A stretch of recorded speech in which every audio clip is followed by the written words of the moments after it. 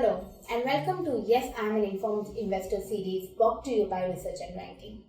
The objective behind the series is to help investors learn, understand the challenges and benefits while investing in the stock market. And to help us with the same, today I have with me Mr. Aditya Papad, who is AVP at Research and Ranking. Welcome Aditya, glad to have you. Hi Jigna and a warm welcome to all our viewers.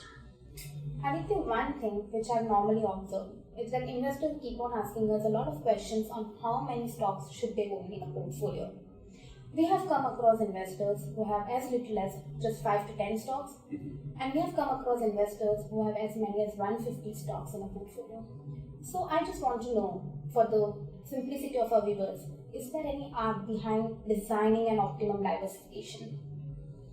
I'll answer that question. I'll tell you that this concept of diversification, now this diversification is something which is neither new to our investors and nor is it that something which is totally rocket science or something. The basic premise of diversification is to reduce your risk.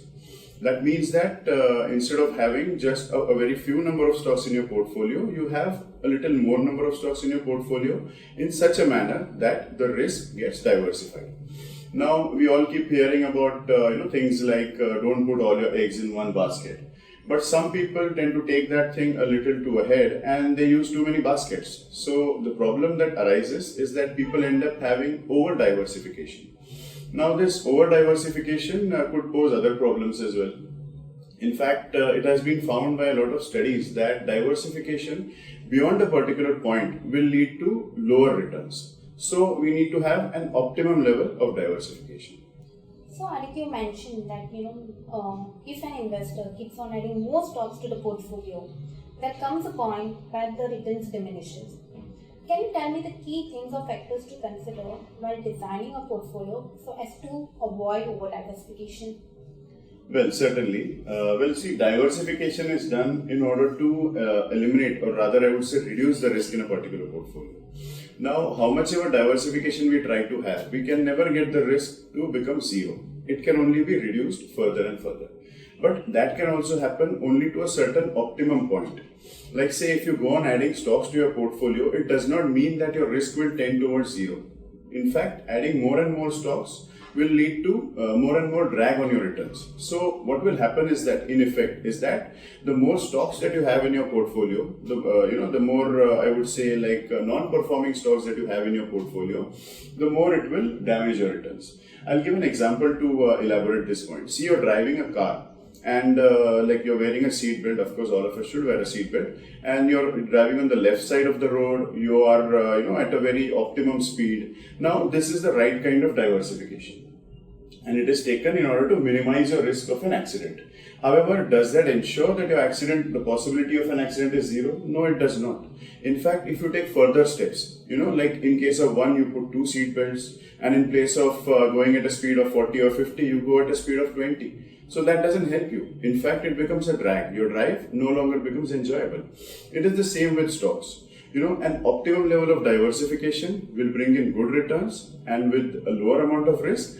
However, each new stock that you add to your portfolio will have a lower and lower impact on the overall risk mitigation. That is a very well example given, the car driving one.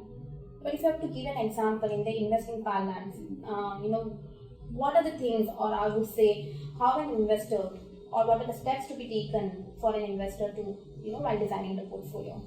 I'll tell you what happens is that I'll give you an example of an over-diversified portfolio. Let's say you have a portfolio of about 50 stocks, okay, and all of these stocks are having an equal weightage in your portfolio.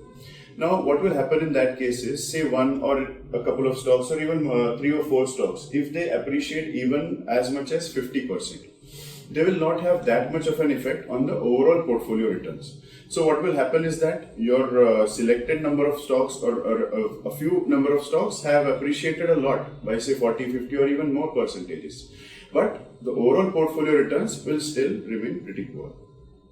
So Aditya, coming back to the quintessential question from where we started this whole episode is, how many stocks one should own in a portfolio? So, for the simplicity, if you can give me a number for investors who have been investing in the stock market and a number for the investors who have just started investing in the stock market, it would be great for us. Certainly. See, first of all, what I would like to say is that there is no, there is no thumb rule or there is no specific number which can be given out. Like, okay, you have an X number of stocks in your portfolio and that's the right diversification. We cannot have that kind of a number. So, different people follow different approaches. Like broadly, what I've seen in my years in the stock market so far, that people follow three kind of approaches. In the first approach, which I would like to call as a concentrated approach, a portfolio would have say around 5 to 8 stocks or probably say about 10 stocks, but not more than that. Now what happens in this case is this is a high risk, high return kind of a strategy, and it is recommended only for seasoned investors and those investors who have a complete grip and complete knowledge of the stocks that they are having. So this kind of strategy will work for those investors who can themselves manage their portfolio in a very optimal fashion. Now the second kind of a portfolio which we'll have is probably at the other extreme. It will have about 40 to 50 number of stocks. Now this is typically the kind of portfolio that a naive investor or you can say a beginner can have.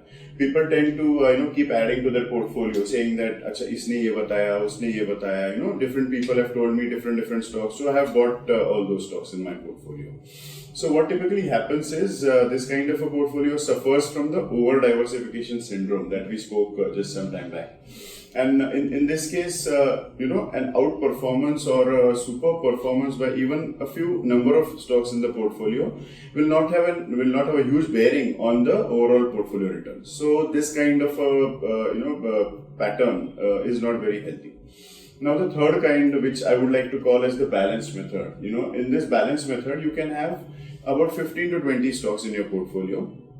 Have those kind of stocks in your portfolio on which you have a complete grip, or at least you have a basic understanding of these stocks. Now, a 15 to 20 is much like a ballpark figure. It could be 13 or it could be 22, depending on the risk appetite of the investor and his or her experience. So 15 to 20, in my opinion, and even a few empirical studies have shown that this number tends to hit the spot right as far as maximizing your portfolio returns are concerned. So these are the three methods which are widely seen in the market and as far as investor psychology goes. But I would prefer the last method. That has been my experience so far, that this method gives the best possible returns. So that would be the right approach. With these words of wisdom from Aditya, it's time to wrap up the Inform Investor series today. But before we say goodbye, as we all say, no matter how many stocks you have in a portfolio, the 3 golden rules to successful investing is research, research and more research. Keep watching this space for more informational videos on investing. Thank you. Thank you, Aditya, once again. Thank you, Jigna. Thanks a lot to all our viewers.